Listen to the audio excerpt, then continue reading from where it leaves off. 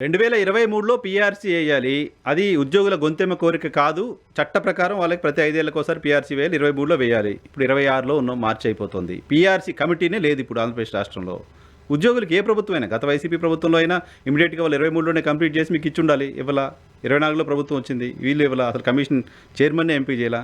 దీనికి సమాజం వైపు నుంచి మద్దతు ఎందుకు ఉండకుండా ఉంటుంది? మీ న్యాయమైన కోరికే కదా! ఎస్ సార్, తప్పకుండా. డీఏలు చట్టం తప్పకుండా ప్రకారం గతంలో రావాల్సిన డీఏలే. అది గొంతెమ్మ కోరిక తప్పకుండా కాదు. సార్, సడన్‌గా గతం బోనస్‌లు ఇవ్వమని అడగట్లేదు. Yes sir. ఆ! తప్పకుండా గతంలో కూడా మేము చలో విజయవాడ ఉద్యమం చేసినప్పుడు 2022లో అవును. ప్రజలే బయటకు వచ్చి మాకు మంచి నీళ్లు మజ్జిగ అందించిన చరిత్ర అవును. బిఆర్టీఎస్ రోడ్ లో. అవును.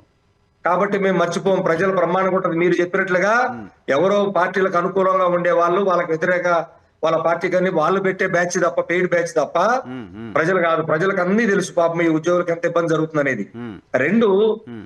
ఏదైతే 1/7/2023 నుంచి మాకు పిఆర్సీ రావాలన్నాం. హ్మ్.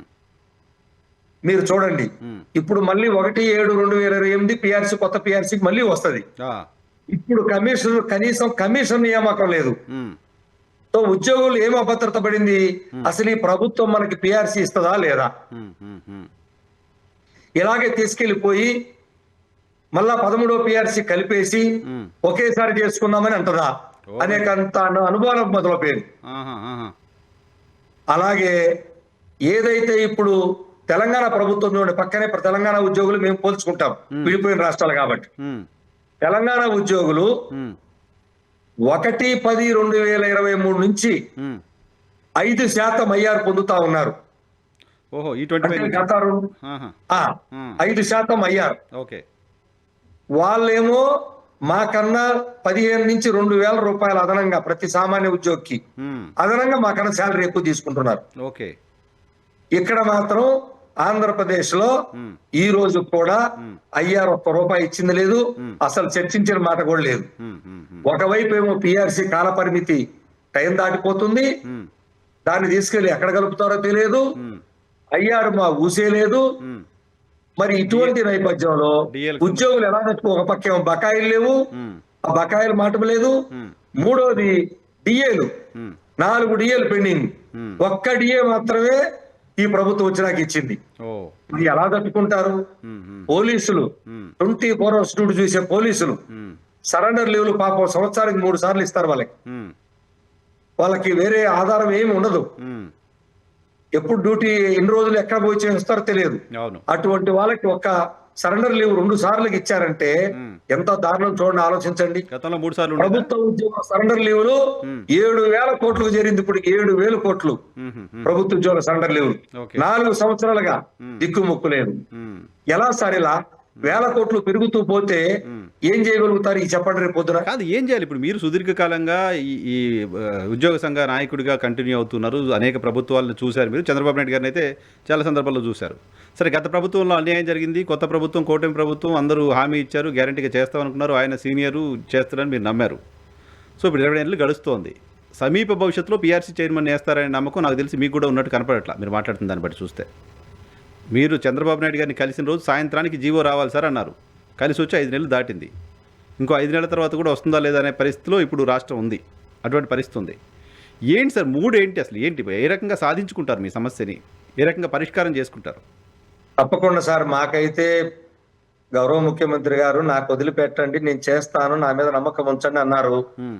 గతంలో కూడా అంటే టు బి ఫ్రాంక్ చెప్పాలంటే 43%, 38% నుంచి 43% తీసుకొని ఒక జీతభత్యాల హైక్ వచ్చిందంటే వారి హయాంలోనే. అవును. తెలంగాణ 42 ఇస్తే ఆయన 43 ఇచ్చినట్టున్నారు అప్పుడు కదా ఫిట్‌మెంట్. 43 ఇచ్చారు. హ్మ్. సో ఒక పర్సెంటేజ్ మాకు కృషి చేస్తారంటే ఇచ్చినటువంటి చరిత్ర ఉంది. హ్మ్. అలాగే ఆర్థికేతర అంశాలన్నీ కూడా ఎప్పటికప్పుడు చాలా ఉంటాయి. హుహు. ఏముంటాయి సో అవి ఆర్థికేతర అంశాలు? పరిష్కారం అవుతున్నాయి. హ్మ్. చాలా అంశాలు సార్. ప్రమోషన్స్ ఇప్పుడు ఉదాహరణకు తీసుకోండి. హ్మ్. ఆర్టీసీ ఉద్యోగులు 5,000 మందికి మొన్న గౌరవ ముఖ్యమంత్రి గారితో కూర్చున్నప్పుడు చర్చల్లో 5,000 మందికి ఒకేసారి పదోన్నతులు రావడం జరిగింది. వాళ్ళు ఆందోళనలో ఉన్నారు. వాళ్ళేదో నోటీస్ ఇస్తున్నట్టున్నారు. సమ్మె నోటీసు. అవి వేరు సార్, బస్సుల కోసం, హుహు. బస్సులు ఎలక్ట్రికల్ బస్సులు ఓకే. కొంటున్నారని, హుహు. దానికి మమ్మల్ని వాడుకోండి అనే ఉద్దేశం, అది separate issue. Okay. Okay. So అట్లా ఆర్థికేతర అంశాలు దీర్ఘకాలికంగా కొన్ని సంవత్సరాలుగా పెండింగ్ ఉన్నటువంటి అంశాలు కూడా ఆర్థికేతరి అయినాయి. ఉమ్, కానీ ప్రతి ఉద్యోగి ఎదురు చూసేది కావాల్సింది ఆర్థిక అంశాలు కదా. కరెక్ట్. తను పూర్తిగా కోల్పోతున్నటువంటి అంశాలు కొంతకాలమే భరించగలడు, అవును. ఇక భరించలేని స్థితికి వచ్చేసారు ఆల్రెడీ. కాబట్టి గౌరవ ముఖ్యమంత్రి గారు, మేము మీ ద్వారా కూడా కోరేది ఏమంటే మా పరిస్థితిని కూడా ఆలోచించండి. నాయకుల పరిస్థితి చాలా దీనమైనటువంటి పరిస్థితికి వస్తుంది. మీరు ఎందుకు లీడర్షిప్ అని మాట్లాడుతున్నారు, లేకపోతే ప్రభుత్వంతో కొల్లుడైపోతున్నారని మాట్లాడుతున్నారు. ఉంటదిగా మరి ఆ విమర్శ, మరి న్యాచురల్ గా వస్తుంది కదా విమర్శ. ఇటువంటి పరిస్థితుల్లో గౌరవ ముఖ్యమంత్రి గారు మరి ముందుకొచ్చి మేము ఏదైతే మరి నమ్మకంతో ఉన్నామో, లేదు ఈ రాష్ట్రంలో ఉన్నటువంటి లక్షలాది ప్రభుత్వ ఉద్యోగులు కానీ పెన్షనర్లు కానీ ఒక నమ్మకంతో కూటమి ప్రభుత్వం తేవడంలో కీలక పాత్ర వహించారు. మరి అటువంటి ఉద్యోగులకి నష్టం వాటిల్లకుండా ఈ 12వ పిఆర్సీ వెళ్ళి 13వ పిఆర్సీలు కలుపుతారేమో ఒక అభద్రతాభావం రాకముందే పిఆర్సీ కమిషనర్ ని తక్షణం నియమించి ఈ పండగలోపే, ఈ 2 రోజులు 3 రోజులని, ఏం పెద్ద పని కాదు, అది ఒక అధికారిని నియమించడం, ఒక పేరు. ఎందుకు తాత్సారం చేస్తున్నారో అందరికి అనుమానాలు పెరిగిపోతున్నాయి. అనుమానాలు పెరిగి అది పెద్దదవ్వక ముందే పిఆర్సీ కమిషన్ నియమించి తక్షణం ఉద్యోగ సంఘాలను పిలిపించి ఎంతో కొంత ఐఆర్ని ఒక చర్చలు చేసి ఇస్తుంటే మానిటరీ బెనిఫిట్ తను గత 3 ఏళ్లుగా కోల్పోయినటువంటి బెనిఫిట్ ని పొందగలుగుతాడు. లేని పక్షంలో తీవ్రమైనటువంటి నష్టం జరుగుతుంది. తెలంగాణ ఉద్యోగులకు ఒక రకమైన న్యాయం,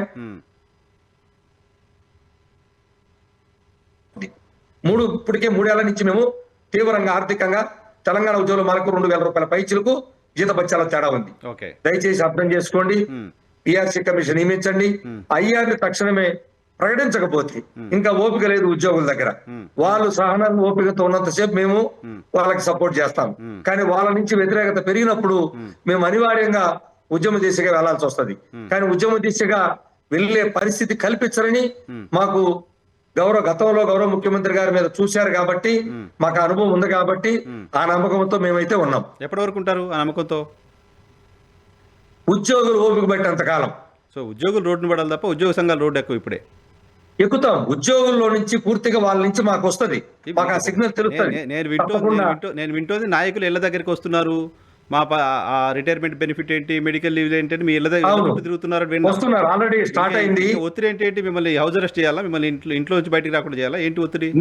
లేదు. వాళ్ళ నుంచి ఇళ్ళకి వస్తున్నారు. రిటైర్డ్ ఎంప్లాయీస్ అయితే తట్టుకోలేక మెసేజ్లు పెట్టి మేము చచ్చిపోతున్నాం, మాకు చనిపోయినా భార్య లేదు. ఒక రిటైర్ ఉద్యోగి తన బాధ చెప్పాడు, తను భార్య చనిపోయింది, తన రిటైర్మెంట్ బెనిఫిట్స్ రావాలి, కానీ ఈ లోపు తను కూడా చనిపోయాడు. ఈ రిటైర్మెంట్ బెనిఫిట్ చెల్లించమని వాళ్ళకు పిల్లలు ఎవరు లేరు. సో ఒక అక్క చెల్లెళ్ళు 70 సంవత్సరాల పై చేరినటువంటి అక్క చెల్లెళ్ళు రిప్రజెంటేషన్ పెట్టారు, మా అన్నకి చనిపోయాడు, ఆ బెనిఫిట్స్ మాకు ఏంటని. ఏం చేయాలో తహసీల్దార్ తలబట్టుకున్నాడు, సర్టిఫికేట్ ఎట్లా ఇవ్వాలని. ఎంత దారుణం చూడండి. కనీసం తన బెనిఫిట్స్ చెల్లించుకునే పరిస్థితి. కాబట్టి ఉద్యోగులు మేము ప్రభుత్వానికి మీలాంటి వారి ద్వారా తెలియజేయాల్సిన బాధ్యత మాకుంది. మేము ప్రభుత్వానికి తెలియజేస్తున్నాం. గౌరవ ముఖ్యమంత్రి గారు చెప్పిన ఆశతోనే మేము చాలా కాలం ఎదురు చూసాం. కాబట్టి ఇప్పటికైనా పిఆర్సీ కమిషన్ అనేది అసలు అది ఆర్థిక అంశమే కాదు, నియామకం అనేది ఆగమేఘాల మీద చేయొచ్చు. ఎందుకు ఆపుతున్నారనేటువంటి అనుమానం పూర్తిగా బలపడిపోక ముందే తక్షణం చేస్తే బాగుంటుంది. లేని పక్షంలో మేము మా సమావేశాలు, జిల్లాల పర్యటన తిరిగి ఉద్యోగుల యొక్క అభిప్రాయాలు తీసుకొని మేము ముందుకు వెళ్లాల్సిన పరిస్థితి అయితే వస్తుంది.